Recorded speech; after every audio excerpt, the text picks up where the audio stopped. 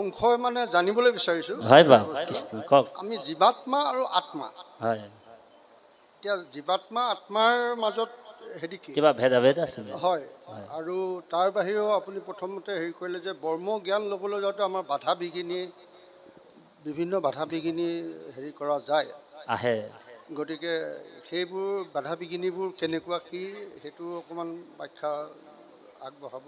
কৃষ্ণ কৃষ্ণ আৰু বৰ আমি ভকত এতিয়া আমি এই অধমে বহুত চেষ্টা কৰিছোঁ আৰু অন্তৰে, ওচৰত লৈ লওক।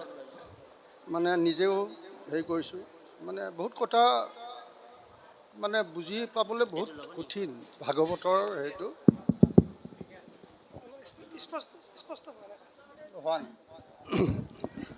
ভাগৱতৰ কিন্তু আমাৰ চাগে ইমানখিনি হেৰি নাই। আপুনি যিমানখিনি পাইছে আপোনাক শতকোটি নমস্কাৰ যে ভাগৱতৰ। গতিকে এই কথাখিনি মই জানিবলৈ বিচাৰিছোঁ যে জীৱাত্মা আৰু আত্মাৰ মাজত সম্বন্ধ কি, বা জীৱাত্মাটো আৰু আত্মাটো কোন হেৰি? আত্মাটো ভগৱানৰ পৰম অংশ, কিন্তু জীৱাত্মা কি? আৰু মানুহে কৰ্ম দুখে জীৱা জন্ম শোক সংসাৰ। আমি কৰ্ম কৰি আমাৰ জীৱটোতো আমাৰ আত্মা দেহাটোতো বিলীন হৈ যায়, তেওঁ সৎকাৰ কৰি। গতিকে এই জীৱই যিটো নিকাৰ ভুঞ্জে, তেওঁ জীয়াই থাকোঁতেই ভুংগে নে নাই তেওঁৰ পিছতহে ভোগে, আৰু কেনেকুৱা সেইটো বিষয়ে অকণমান ব্যাখ্যা আগবঢ়ায়। কৃষ্ণ, এইখিনি।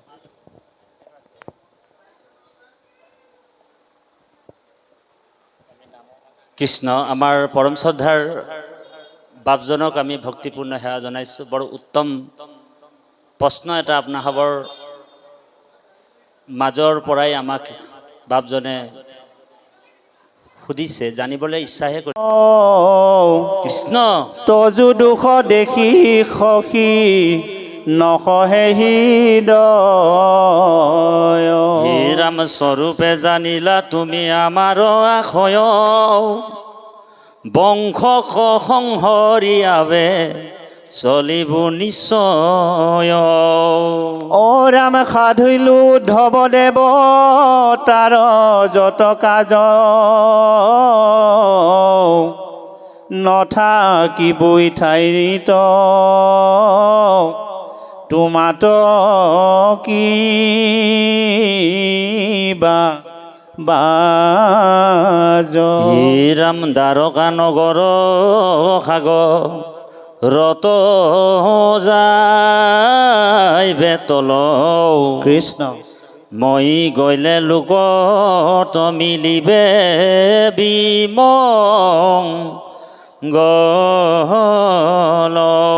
অ ৰাম পিৰিবে দুৰ্জন কলি গুচিবে আচাৰ, কৃষ্ণ হইবে অধমতৰতি যতে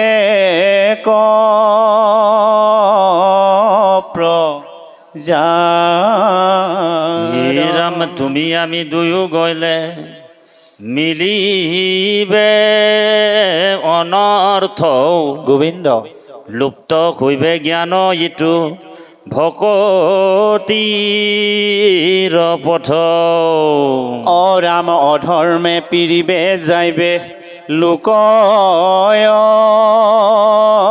ধুগতি, ৰাম ভকতিক ৰাখি তুমি থাকিও সম্প্ৰতি। হে ৰাম মুহুৰ বচনে আবে নচাৰি বা ভূমি, শ্ৰৱণ কীৰ্তন প্ৰভ তায়া থাকা তুমি। অ ৰাম ভকতি নভৈলে তুমি যাইবে ৰসাতল, মূৰ আজ্ঞা পালিয়া ৰহিও মহা বল। হে ৰাম কিন্তু ঐত নাথাকিবা কহিলো প্ৰকটি, মোত চিত্ত দিয়া ফুৰা পৃথিৱী প্ৰজ্যোতি অৰাম যত দেখা শুনা মায়া ময় স্বপ্ন সম কৃষ্ণ হৰিময় দেখি দূৰ কৰা মতি ভ্ৰম হে ৰাম জ্ঞান কৰ্ম ভকতি কহিলো কৰি ভেদ বৃন্দ ভকতি পৰম পন্থ দিলো পৰিছেদ নাহিকে উত্তম গতি ভকতি তপৰে ৰাম নিস্তে কহো ভকতিতে মোকে বৈচ্ছ কৰে কৃষ্ণ কৃপালু বাপাই সমস্ত কৃষ্ণ আমাৰ পৰম শ্ৰদ্ধাৰ মোৰ পৰম শহীদ বান্ধৱ মণ্টু ৰাজা প্ৰভুজনাক আমি ভক্তিপূৰ্ণ সেৱা জনাই তেৰাই আপোনাসৱক এটা কাহিনীৰ যোগেদি ভগৱন্তৰ গুণনাম শ্ৰৱণ দিয়ালে আৰু সময়ৰ প্ৰতি লক্ষ্য ৰাখি আমি আপোনাসৱক কাহিনী এটা আমিও ক'ম ইয়াতে পদবন্ধে কৈছে যে নিগদতি শোক শুনি ওক নিৰপবৰ ভকতৰ সন্তাপ দেখিয়া পীতাম্বৰ ভৈলন্ত আকুল কৃষ্ণ জগত জনক কমল নয়ন ভৰি বহৱৈ লুটক ভকতৰ যি দুখ দেখি ভগৱন্তৰ নিজে নিজে চকুলো বাষ্পবাৰী পৰিপূৰ্ণ লোচনম ভগৱন্তৰ নিজে নিজে লুটক বৈ আহিছে হয়নে বাৰু কেতিয়াবা আপোনালোকৰো এনেকুৱা গুৰুগৃহত যেতিয়া আসন পাতি ভগৱন্তক ধ্যান কৰে সেৱা কৰে তেতিয়া নিজে নিজেই চাব আপোনালোক চকুলো আহি যায় হয়নে বাৰু আহেনে বাৰু তো ভগৱন্তক কৈছে যে এইটোৱে হৈছে প্ৰেম ভক্তি এইটোক প্ৰেম ভক্তি বুলি কৈছে সংস্কৃত শ্লোকত কৈছে বাক গদগদা দৰ্বতে ঐশ চিতম ৰুদত্তে ভীষণম হাসিত্য কছিচ্চ বিলয়ো যে উদ্গাৱতে নৃততস্য মদভক্ত যুক্ত ভুৱনম পুনঃ ভগৱানৰ কথা কওঁতে কেতিয়াবা কণ্ঠ অৱৰোধ হৈ যায় বাক গদগদা দৰ্বতে ঐশ চিতম চিতটো লিকুইড ফৰ্মত আহি যায় লিকুইড ফৰ্ম মানে আপোনাৰ চেনি যেনেকৈ আপোনাৰ পানীত দি দিলে দ্ৰৱীভূত হৈ যায় ঠিক ভকতৰো হিয়াখন এনেকুৱা দ্ৰৱীভূত হৈ যায় বুজিছেনে বাৰু হাসিত্য কছিচ্চ মোৰ ভকত কেতিয়াবা মোৰ নাম লয় মনত পেলাই মোক মোৰ জন্মলীলা ৰহস্যবিলাক মনত পেলাই কেতিয়াবা হাঁহিব বিলয়ো যে উদ্গাৱতে নৃততস্য কেতিয়াবা নাচিব ভকতসকল চাবচোন আপোনালোক যেতিয়া নাম লয় ভগৱন্তৰ তেতিয়া ক'ব নোৱাৰা হৈ যায় হয়নে বাৰু কেতিয়াবা ভুৱনম পুনঃ বুলি কৈছে মানে মাটিত লুতৰি পাৰিব ভগৱন্তৰ নাম লয় আপোনালোক চাব ভাগৱতৰ শোভাযাত্ৰা যেতিয়া আপোনালোক যায় ভাগৱতৰ পিছে পিছে যেতিয়া যায় জয় জয় ৰাম জয় শ্ৰী ৰাম জয় সনাতন হৰি হে সকলোৱে গাব জয় জয় ৰাম জয় শ্ৰী ইকটো দিব জয় সনাতন হৰি হে ৰাম হৰি নাম ৰখে বৈকুণ্ঠ প্ৰকাশে প্ৰেময় অমৃতৰ নদী হে জয় জয় ৰাম জয় শ্ৰী ৰাম জয় সনাতন হৰি হে ৰাম হৰি নাম ৰখে বৈকুণ্ঠ প্ৰকাশে প্ৰেময় অমৃতৰ নদী হে জয় জয় ৰাম জয় শ্ৰী ৰাম জয় সনাতন হৰি হে হে ৰাম জয় জয় ৰাম জয় শ্ৰী ৰাম জয় সনাতন হৰি হে ৰাম ৰাম জয় জয় ৰাম জয় শ্ৰী ৰাম জয় সনাতন হৰি হে হে ৰাম হৰি ভক্তি দান দিয়া জগতক তাৰিলা সংসাৰহীন ধুৱে জয় জয় ৰাম জয় শ্ৰী ৰাম জয় সনাতন হৰি হে হে ৰাম হেনয় কৃপালো শংকৰ বিনাই নাই নাই আৰু বন্ধু হে জয় জয় ৰাম জয় শ্ৰী ৰাম জয় সনাতন হৰি হে হে ৰাম শ্ৰীমন্ত শংকৰ হৰি ভকতৰ জানা যেন কল্পতৰু হে জয় জয় ৰাম জয় শ্ৰী ৰাম জয় সনাতন হৰি হে হে ৰাম তাহান্ত বিনাই কৃষ্ণ। নাই নাই নাই আমাৰ পৰম গুৰু হে জয় জয় ৰাম জয় শ্ৰী ৰাম জয় সনাতন হৰি হে জয় সনাতন হৰি হে কৃষ্ণ কৃষ্ণ বাহিৰে ভিতৰে উচ্চ কণ্ঠেৰে তিনিবাৰ ভগৱন্তৰ নাম ল'ব উচ্চ কণ্ঠেৰে ক'ব কৃষ্ণ কৃষ্ণ কি ৰকম মানুহ ৰে আৱাজেই নাই ওলাইছে এতিয়া এক পেট ভাত খাই আহিলে উচ্চ কণ্ঠেৰে ভগৱন্তৰ নাম ল'বলৈ কেতিয়াও লাজ আৰু ভয় কৰিব নালাগে নালাগে এইটো ভাগৱতত আছে দৰ্শন যিমান কথাবিলাক দৰ্শনবিলাক আমি ভাগৱতৰ পৰাই কৈ আছোঁ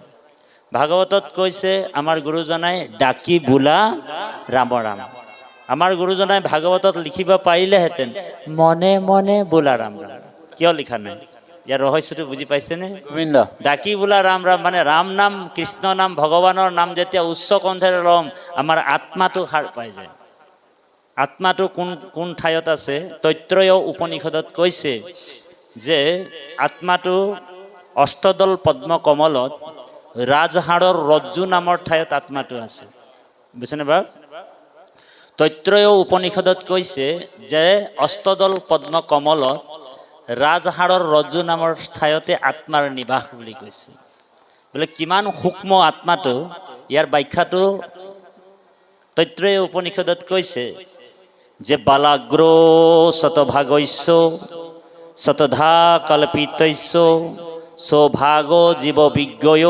সানন্তায় কল্পতস্য চুলিৰ যদি এডাল মূৰৰ পৰা টানি অনা হয় তাক যদি 1000 টুকুৰা কাটি দিয়া হয় যন্ত্ৰটো নাই ওলোৱা এনেকুৱা 1000 টুকুৰা কৰিলে এটা টুকুৰা তাৰ পৰা লৈ আকৌ 100 টুকুৰা কাটাৰ পিছত তাৰে এটা টুকুৰা যিমান সূক্ষ্ম হয় সিমান সূক্ষ্ম আত্মাটো বোলে পৰুৱাটোৰ গাতো আছে হয় না বাৰু বেক্টেৰিয়া যে আপোনালোক জানেনে বেক্টেৰিয়া এটাতো আপোনাৰ হেৰি লগায়ও নেদেখি তো ইমানেই সূক্ষ্ম আত্মাটো পৰুৱাটোৰ গাত আছে হাতীটোৰ গাত আছে আৰু আপোনাৰ গাৰ মোৰ গাত আৰু আমাৰ সকলো জীৱাত্মাৰ গাতে সেই আত্মাটো বিৰাজমান হৈ আছে সেইকাৰণে বিজ্ঞানো আজিলৈকে আত্মাৰ বিষয়ে জানিব পৰা নাই লাষ্টত যদি কিবা এটা হেৰি কয় ভগৱানে ডক্টৰো কয় ইয়াক আৰু ভগৱানে বচালে বচাব আৰু হৰি ৰাম ৰাম হয়নে বাৰু চাইণ্টিষ্টসকলে আত্মাক ধৰিব বিচাৰে আত্মাক গিলাচ এটাত মানুহ এজনক ভৰাই ৰাখিছিলে মৰাৰ আগে আগে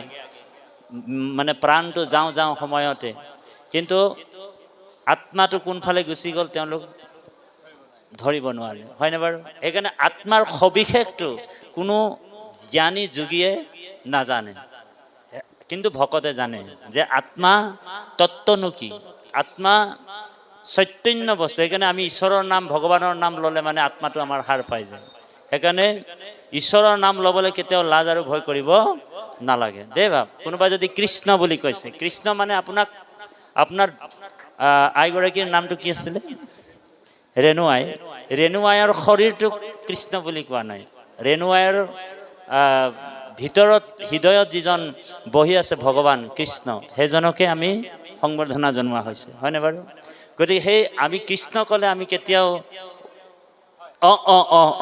ক'ব নালাগে কিছুমান মানুহে কৃষ্ণ বুলি ক'লে সেইবিলাক কয় হয়নে বাৰু? কিন্তু আমি ক'ব নালাগে। কৃষ্ণ বুলি ক'লে আমি তেখেতকো কৃষ্ণ বুলি সম্বৰ্ধনা জনাব লাগে দে। যদি তেখেতে কৃষ্ণ কয়, জৈত্য থাকে মোৰ ভক্ত উদাৰ চৰিত্ৰ, কীট পতংগ কৰে তেখনৰ পবিত্ৰ। ভগৱন্তৰ চকুলো আহিছে বোলে, ভগৱন্তৰ চকু কেনেকৈ আহিছে এই কথাটো আমি কৈ দিওঁ শ্লোকত। হে ৰাম প্ৰেম ভকতিৰ চিহ্ন, শুনি উদ্ধৱ হৰি হৰি বুলন্তে লুতক যাৰ শ্ৰৱে। হৰি হৰি কোৱাৰ লগে লগে আপোনালোকৰ কেতিয়াবা চাব গুৰুগৃহত আসন পাতি যেতিয়া বহে ভগৱন্তৰ নাম লয়, সেই সকলৰ আপোনাৰ নিজে নিজে চকুলো আহি যায়, বুজিছেনে বাৰু? নিজে নিজে আহে। কিবা ক'ব বাৰু? হয় বাপ, হয় কৃষ্ণ কৃষ্ণ। বোলে কিয় আহি যায়? অকণমান 2 মিনিট ৰ'ব, 2 মিনিট মই কোটটো পাৰ কৰি লওঁ। তাৰপিছত নিজে নিজে কিয় চকু আহিলে? তাৰমানে প্ৰেম ভক্তি ক্ৰিয়া কৰি আছে, তাৰমানে হৃদয়ত কৃষ্ণ যে আছে এই কথাটো অনুভৱ উপলব্ধি কৃষ্ণ ভাৱপন্না হয়, তেওঁ বুজি গ'ল, তেওঁ জানি গ'ল, বুজিছেনে বাৰু? কিন্তু বিষয়ী মানুহ আকৌ কৃষ্ণৰ গোন্ধেই নাপাব। ঔ হৰি ঔ ৰাম। বিষয়ী মানুহৰ এইবিলাক মানে কথা মানে তেওঁ অনুভৱ কৰিব নোৱাৰে, যিসকল বিষয়ী। গতিকে এই বিষয়ী মানুহসকলক সেইকাৰণে ভাগৱতৰ 10ম স্কন্ধত কৈছে, এ ৰাম ভৱ তৰিবাৰ যোগ্য মনুষ্য শৰীৰ, বিষয় বাতাখা পায়া কৰিলায় স্থিৰ। বোলে ভৱতৰিবাৰ যোগ্য মনুষ্য শৰীৰ, বিষয় বাতাখা পাই কৰিলা অস্থিৰ। তেওঁক অস্থিৰ কৰি পেলালে। ধন টকা পইচা অকল লাগে লাগে লাগে, হয় নাই বাৰু? মই বোলে ঘৰটোক চলাই আছোঁ, মই নহ'লে নহ'ব, মই মোৰ ল'ৰাটোক ডাঙৰ দীঘল কৰিলোঁ, ময়ে চব কাম কৰিছোঁ। আৰে ভাই, আপুনি নাথাকিলেও ল'ৰা ছোৱালীবিলাক খাব নাই বাৰু? হা? আপুনি নাথাকিলেও এই সংসাৰৰ পৰা আপুনি বিদায় ল'লেও আপোনাৰ ল'ৰা ছোৱালীবিলাকক খুৱাব। ঈশ্বৰে জীৱবিলাকক ভাগ ভাগ কৰি লৈ আনিছে, আৰু ঈশ্বৰে লালন পালন পোষণ বোলে ঈশ্বৰে কৰিছে। এই কথাটো আমি জানিব লাগিব, বুজিব লাগিব, হয়নে বাৰু? গতিকে বাপজনক আমি সেৱা জনাইছোঁ। বাপ কওক। সেৱা ল'ব। কৃষ্ণ অলপ চমু কৰিব, ওচৰ সেৱা ল'ব। ওচৰ কৰি লওক, বাপ ওচৰ কৰি লওক, ওচৰ কৰি লওক মুখৰ। অঁ আৰু ওচৰ এনেকুৱা। মই একচুৱেলি জানিবলৈহে বিচাৰিছোঁ দেই। হয় কৃষ্ণ মুখৰ ওচৰত এইটো লওক। ভাগৱতৰ ওপৰততো আমি হেৰি কৰিব নোৱাৰোঁ। হেল্ল'। এনেকৈ লওক, এনেকৈ। অঁ কৃষ্ণ সুন্দৰ। হেৰি মানে কেইটামান হেৰিত মোৰ অলপ সংশয় মানে জানিবলৈ বিচাৰিছোঁ। হয় বাপ কৃষ্ণ কওক। আমি জীৱাত্মা আৰু আত্মা, হয়, এতিয়া জীৱাত্মা আত্মাৰ মাজত হেৰি কি? কিবা ভেদাভেদ আছে? হয়, আৰু তাৰ বাহিৰেও আপুনি প্ৰথমতে হেৰি কৰিলে যে ব্ৰহ্ম জ্ঞান ল'বলৈ যাওঁতে আমাৰ বিভিন্ন বাধা বিঘিনি হেৰি কৰা যায়, আহে। গতিকে সেইবোৰ বাধা বিঘিনিবোৰ কেনেকুৱা কি সেইটো অকণমান ব্যাখ্যা আগবঢ়াব। কৃষ্ণ কৃষ্ণ। আৰু আমি ভকত এতিয়া আমি এই অধমে বহুত চেষ্টা কৰিছোঁ, আৰু অন্তৰ ওচৰ লৈ লওক। মানে নিজেও হেৰি কৰিছোঁ, মানে বহুত কথা মানে বুজি পাবলৈ বহুত কঠিন ভাগৱতৰ হেৰিটো। হোৱা নাই ভাগৱতৰ, কিন্তু আমাৰ চাগে ইমানখিনি হেৰি নাই। আপুনি যিমানখিনি পাইছে আপোনাক শতকোটি নমস্কাৰ যে ভাগৱতৰ। গতিকে এই কথাখিনি মই জানিবলৈ বিচাৰিছোঁ যে জীৱাত্মা আৰু আত্মাৰ মাজত সম্বন্ধ কি, বা জীৱাত্মাটো আৰু আত্মাটো কোন হেৰি? আত্মাটো ভগৱানৰ পৰম অংশ, কিন্তু জীৱাত্মা কি? আৰু মানুহে কৰ্ম দুখে জীৱা জন্ম শোক সংসাৰ। আমি কৰ্ম কৰি আমাৰ জীৱটোতো আমাৰ আত্মা দেহাটোতো বিলীন হৈ যায়, তেওঁ সৎকাৰ কৰি। গতিকে এই জীৱই যিটো নিকাৰ ভুঞ্জে, তেওঁ জীয়াই থাকোঁতেই ভুংগে নে নাই তেওঁৰ পিছতহে ভোগে, আৰু কেনেকুৱা সেইটো বিষয়ে অকণমান ব্যাখ্যা আগবঢ়ায়। কৃষ্ণ। এইখিনি